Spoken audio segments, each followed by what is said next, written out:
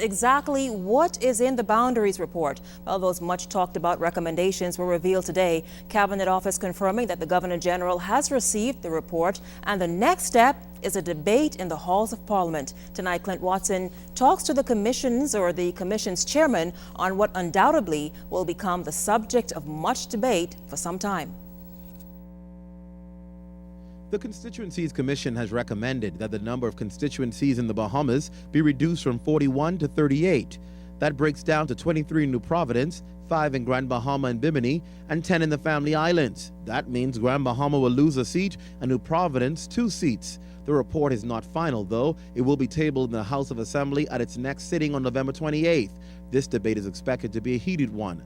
Chairman of the Commission and Speaker of the House of Assembly, Alvin Smith, noted that the report was just completed during the final meeting Wednesday morning, but not everyone was in agreement. That report has the signatures of 4 of the 5 members that sit on the Constituencies Commission. Is that because of a disagreement with the report? I presume so. Was that a government representative? Well, I wouldn't disclose that. I would say this much: the chairman, myself, and the deputy chairman, which is Justice Isaacs, of course. Both of us signed the report. The other members are Brent Simonet, Tommy Turnquest, and Philip Brave Davis.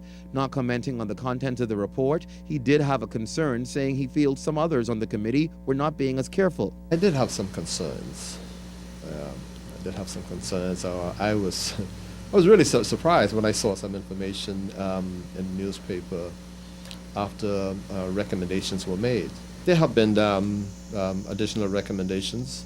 We had a set of recommendations came in, and then there were discussions, and then we had some further recommendations that were made, but today we finalized the report. The chairman admits it was not a challenging process at all, but there were objections and eventually changes. I think any reasonable person would have expected some objections to certain proposed changes. And there were cases when some of the objections that were raised were the one side was receptive to some of the suggestions.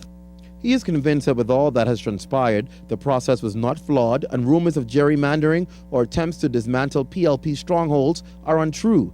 In the end, regardless of what decision is made, the chairman and speaker made this appeal. I wish to invite all Bahamians who are eligible to vote to go ahead and register. And those are Bahamians who are 18 years and older, to register for what I believe will be one of the most exciting elections in our history.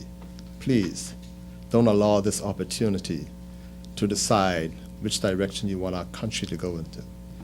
Please go and register today. Clint Watson, ZNS News.